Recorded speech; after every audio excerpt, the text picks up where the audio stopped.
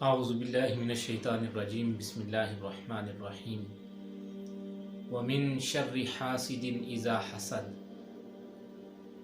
صدق اللہ العظیم صلو علی الحبیب الصلاۃ والسلام علیک یا سیدی یا رسول اللہ وعلی آلک واصحابک یا سیدی یا حبیب اللہ۔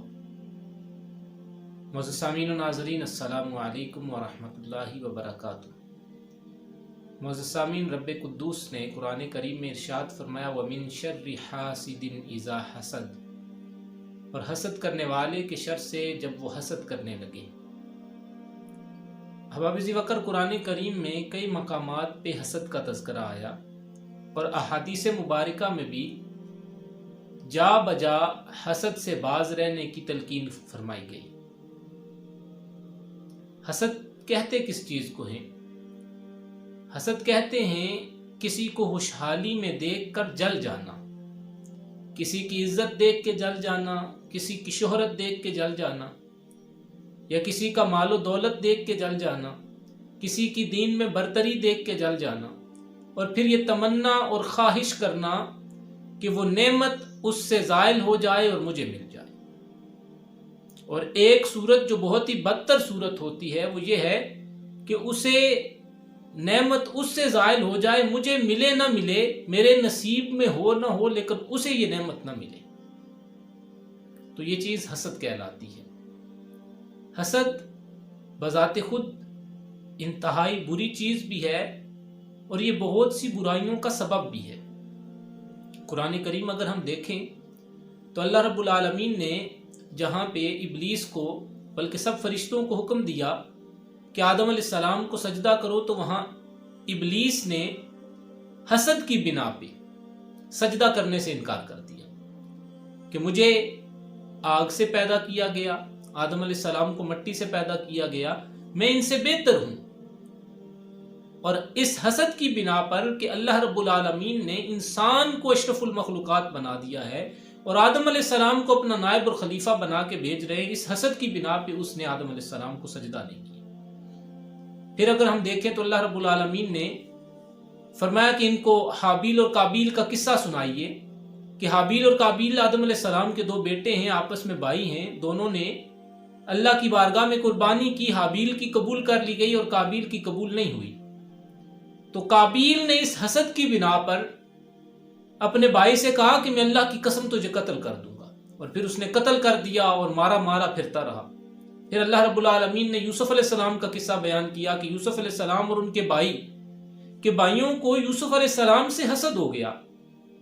کہ یہ والد کے بڑے محبوب ہیں، والد کو بڑے پیارے ہیں، ان کے نور نظر ہیں، تو بھائیوں نے اٹھا کے یوسف علیہ السلام کو کنویں میں پھینک دیا۔ انجام اس کا کیا ہوا کہ بھائیوں کو یوسف علیہ السلام کے سامنے شرمندہ ہونا پڑا۔ پھر اللہ رب العالمین نے قرآن کریم میں سورہ بقرہ میں یہود کے مسلمانوں کے ساتھ حسد کا ذکر کیا اور فرمایا کہ یہ یہودی چاہتے یہ ہیں کہ تمہیں ایمان سے دوبارہ کفر کی طرف لے جائے، حسد کرتے ہوئے، حسد کی بنا پہ۔ اور پھر مشرکین مکہ نے حضور علیہ السلام سے حسد کی بنا پہ، آپ کو جانتے ہوئے، آپ کی صداقت پہ ایمان رکھتے ہوئے، آپ کی امانت دیانت کا یقین رکھتے ہوئے، اور آپ کو جانتے ہوئے کہ آپ سب سے شریف النفس ہیں، اور سارے معجزات دیکھنے کے بعد بھی انہوں نے اسلام قبول نہیں کیا، صرف بنا حسد تھی۔ تو حسد ایسی بیماری ہے جو انسان کے لیے بہت سے نقصانات کا سبب بنتی ہے، اور احادیث مبارکہ میں جا بجا حضور علیہ السلام نے حسد سے بچنے کی تلقین کی۔ حضور نے ارشاد فرمایا کسی بندے میں ایمان اور حسد جمع نہیں ہو سکتے۔ مقصود یہ تھا کہ اگر مومن ہو تو حاسد نہیں ہو سکتا۔ پھر حضور علیہ السلام نے ارشاد فرمایا ایاکم والحسد فإن الحسد یأکل الحسنات کما تأکل النار الحطب، کہ حسد سے بچو، حسد نیکیوں کو ایسے کھا جاتا ہے جیسے آگ سوکھی لکڑی کو کھا جاتی ہے۔ پھر حضور علیہ السلام نے ارشاد فرمایا کہ تم میں پچھلی امتوں کی بیماریاں سرایت کر گئی ہیں، حسد اور بغض، اور یہ ہلاک کر دیتی ہیں، اور یہ مونڈ دیتی ہیں۔ اور میں یہ نہیں کہتا کہ یہ بالوں کو مونڈ دیتی ہیں، بلکہ یہ دین کو مونڈ دیتی ہیں، یعنی دین کی جڑ کو مٹا دیتی ہیں۔ انسان حسد میں اس حد تک بڑھ جاتا ہے کہ اپنے دین کی روایات کو، اپنے دین کے احکامات کو پسے پشت ڈال کر وہ جس سے حسد کر رہا ہوتا ہے اس کے پیچھے پڑ جاتا ہے۔ اور پھر وہ ایسی سازشیں اور ایسی تدبیریں کرنا شروع ہو جاتا ہے جو شرف انسانیت سے گری ہوئی ہوتی ہیں۔ تو احباب ذی وقار، ہمیں حسد سے بچنے کی ضرورت ہے۔ اور حسد کیا ہے کہ ہمارے سامنے کسی کا تذکرہ کیا جائے، کسی کی نعمت کا، تو ہمارا منہ بن جائے، ہم سے برداشت نہ ہو، ہم بات کو پھیرنے کی کوشش کریں، ہم اپنی اچھائیوں کا تذکرہ شروع کر دیں۔ تو احباب ذی وقار، یہ علامات جب بھی ہمارے اندر پائی جائے تو ہمیں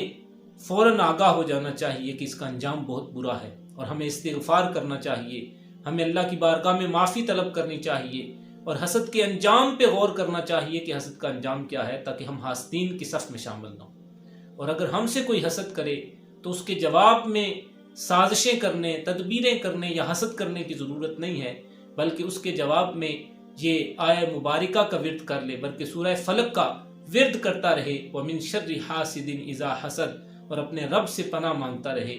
اللہ کی بارگاہ میں دعا ہے مالک ارض و سما ہمیں حاسدین کی صف میں شامل ہونے سے اور حاسدوں کے شر سے محفوظ فرمائے۔ السلام علیکم ورحمۃ اللہ وبرکاتہ۔